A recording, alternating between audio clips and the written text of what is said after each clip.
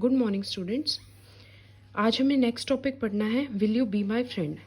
अभी तक हमने देखा है कि कार्बन जो है वो काफ़ी फ्रेंडली एलिमेंट है और वो हाइड्रोजन के साथ जब बॉन्ड बनाता है तो उसे हम बोलते हैं हाइड्रोकार्बन्स।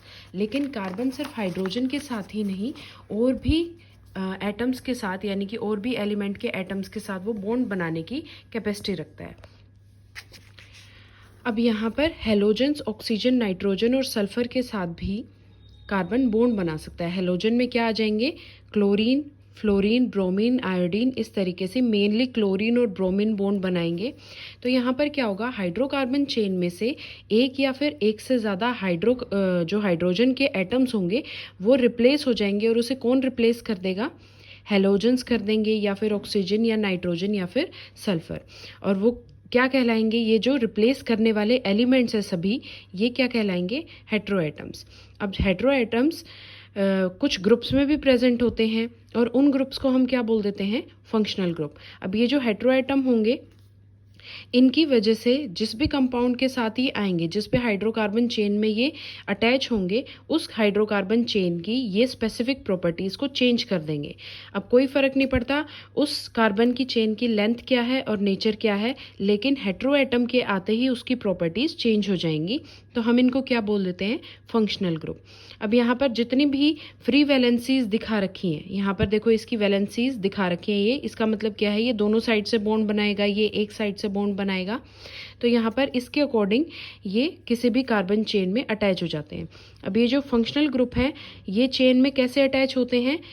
कोई भी हाइड्रोकार्बन की चेन है, जैसे मान लो ये हाइड्रोकार्बन की चेन है, यहाँ पर हर जगह हाइड्रोजन है, किसी एक हाइड्रोजन को ये रिप्लेस कर देंगे और उसकी जगह पर ये खुद आ जाएंगे। इस तरीके से इस पूरे के पूरे हाइड्रोकार्बन चेन की अब प्रॉपर्टीज़ चेंज हो जाएंगी। तो अगर हेलोजन होंगे, जैसे क्लोरीन है, ब्रोमीन है, तो हम क्या यूज़ करते हैं उसके लिए? Word chloro and bromo. इस तरीके से ये सब्सटीट्यूट कर देंगे हाइड्रोजन एटम को। सब्सटीट्यूट का मतलब होता है रिप्लेस करना। अल्कोहल के केस में OH ग्रुप आ जाएगा, एल्डिहाइड के केस में CHO ग्रुप आएगा, और कीटोन हम कब बोलेंगे? जब C double bond O group बीच में आ जाए, मतलब दोनों साइड से बॉन्ड बनाएगा। कार्बोक्सिलिक एसिड के केस में COOH ग्रुप आ जाएगा। इसके बाद बात आती है होमोलोगस सीरीज की। आपने देखा है कि कार्बन के एटम्स एक दूसरे के साथ लिंक करके और लंबी चेन्स बनाते हैं जिनकी अलग अलग लेंथ होती है। अब ये जो चेन्स होती हैं, इनमें ब्रांचिंग भी हो सकती है। अब हमने पढ़ी है दो तरीके की, एक तो इस तरीके की चेन हो और एक इस तरीके की ब्रांचिंग हो।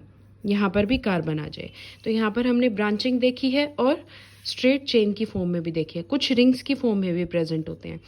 यहाँ पर अगर हम चेन या फिर ब्रांचिंग में देखें तो कोई ग्रुप भी प्रेजेंट हो सकता है, कोई फंक्शनल ग्रुप, जैसे कि अल्कोहल है। और हमें पता है अगर अल्कोहल ग्रुप आ जाएगा तो वो कार्बन की जो चेन है उसकी सारी प्रॉपर्टीज़ किस पे डिपेंड करेंगी? उस अल्कोहल ग्रुप पर ही। फिर फ़र्क नहीं पड़ता कि उस कार्बन चेन की लेंथ कितनी है। जैसे अगर हम एग्जांपल लें CH3OH, यहाँ पर क्या है? ये एक कार्बन है, तो हम क्या बोलते हैं? मिथेनॉल। यहाँ पर दो कार्बन है, ये क्या हो जाता है? इथेनॉल। इसके बाद तीन कार्बन है, प्रोपेनॉल, ब्यूटेनॉल, पेंटेनॉल, इसी तरीके से। लेकिन सब में कॉमन चीज़ क्या है? फंक्शनल ग्रुप क्या लगा हुआ है यहाँ पर? OH, यानी कि ये सारे क्या कहलाएंगे? अल्कोहल। इसका नाम हो जाएगा मिथेनॉल, इसका इथेनॉल, इसका प्रोपेनॉल, ब्यूटेनॉल, पेंटेनॉल, इसी तरीके से चलते रहते हैं। ऐसी सीरीज जिसमें सेम फंक्शनल ग्रुप सब्स्टिट्यूट कर रहा हो हाइड्रोजन को रिप्लेस सेम फंक्शनल ग्रुप यानी कि OH कर रहा है, तो इस कार्बन चेन को हम क्या बोलेंगे? इन चेन्स को सभी को होमोलोगस सीरीज बोल दिया जाता है। होमोलोगस सीरीज में क्या होगा? कार्बन का नंबर तो इंक्रीज हो रहा है, कार्बन की जो चेन है उसकी लेंथ इंक्रीज हो रही है, लेकिन केमिकल प्रॉपर्टीज सिमिलर क्यों हैं?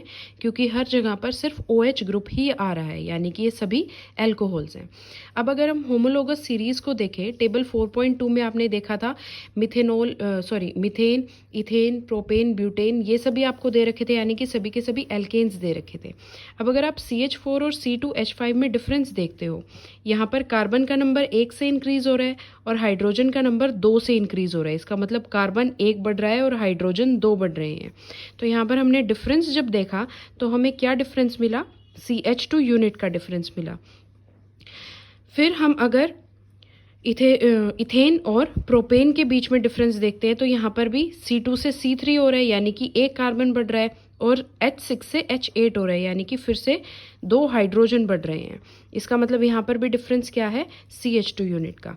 अगर नेक्स्ट पेयर आप ले लेते हो प्रोपेन और ब्यूटेन का फॉर्मूला होता है C4H10। इसी तरीके से पेंटेन का होता है C5H12। सभी केसेस में आप देखोगे कि कार्बन का नंबर अगर 1 से इंक्रीज हो रहा है तो हाइड्रोजन 2 से इंक्रीज हो रहे हैं। यानी कि हमें क्या मिला, हर एक केस में जब हम डिफरेंस देख रहे हैं तो CH2 यूनिट से ये दोनों जो भी कंपाउंड है कार्बन के, ये डिफर करते हैं। अब हमें देखना है, अगर हमें मॉलिक्यूलर मास निकालना हो किसी एक पेयर का, तो हम यहाँ पर क्या करेंगे, कार्बन का एटॉमिक मास आपको पता है 12U है, हाइड्रोजन का 1U है।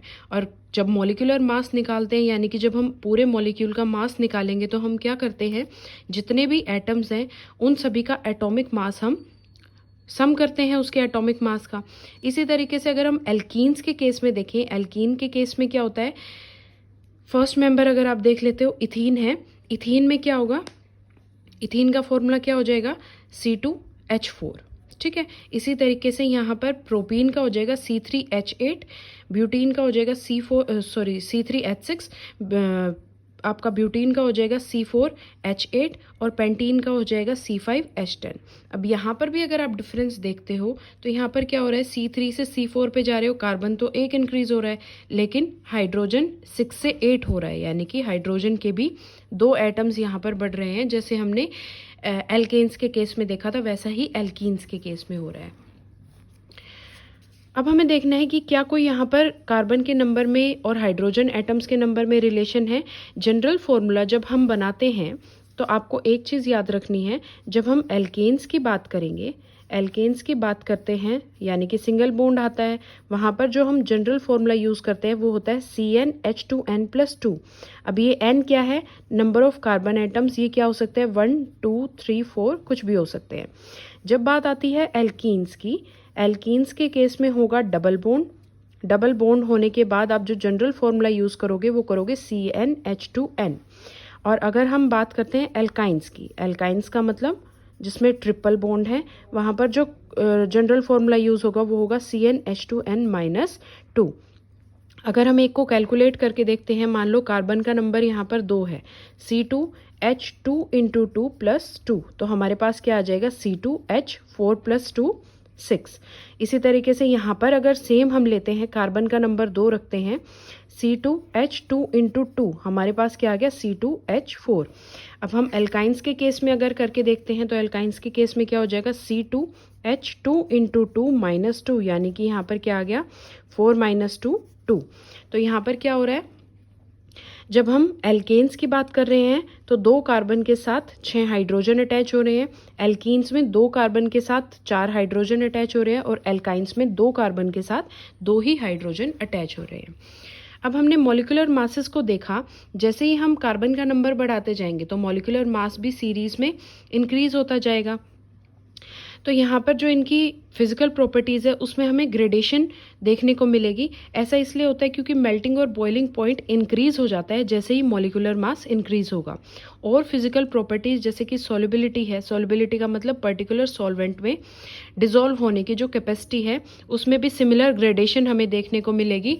लेकिन जो केमिकल प्रॉपर्टीज़ हैं वो किससे डिटरमाइन होती हैं, फंक्शनल ग्रुप से। और एक होमोलोगस सीरीज में फंक्शनल ग्रुप सेम होता है, यानी कि CH3 में भी OH है, C2H5 में भी OH है, तो यहाँ पर OH क्या है, दोनों में सिमिलर। तो इस होमोलोगस सीरीज में इनकी जो केमिकल प्रॉपर्टीज़ हैं वो सिमिलर रहेंगी। एक्टिविटी 4.2 में हमें डिफरेंस कैलकुलेट करना है between the formula and molecular mass. हमें यहाँ पर पेयर दे रखा है, पहले मिथेनॉल इथेनॉल का दे रखा है, फिर इथेनॉल और प्रोपेनॉल का, फिर प्रोपेनॉल और ब्यूटेनॉल का। हमें ये देखना है कि क्या कोई यहाँ पर सिमिलैरिटीज़ हैं और अरेंज करना है इन एल्कोहल को in the order of increasing carbon atoms. जैसे जैसे कार्बन का एटम जो है उसका नंबर इंक्रीज हो जाएगा तो हमें उसको इंक्रीजिंग ऑर्डर में अरेंज करना है। जब हम अरेंज कर देंगे तो हमारे पास एक होमोलोगस सीरीज आ जाएगी। इसी तरह से अगर किसी कार्बन के कंपाउंड में कोई और फंक्शनल ग्रुप है तो उसे भी हम इंक्रीजिंग ऑर्डर में अरेंज कर सकते हैं और हमारे पास वो क्या बन जाएगी, एक होमोलोगस सीरीज। तो होमोलोगस सीरीज में क्या होता है, अगर एक ही फंक्शनल ग्रुप अटैच्ड है, कोई फ़र्क नहीं पड़ता कि कार्बन की चेन कितनी छोटी या कितनी लंबी है, लेकिन अगर एक ही आपके पास फंक्शनल ग्रुप आ रहा है, तो जितने भी आपने यहाँ पर कंपाउंड्स लिखे होंगे वो क्या कहलाएंगे? एक होमोलोगस सीरीज़। और जो भी ये मेंबर्स होंगे ये कहलाते हैं होमोलोग्स।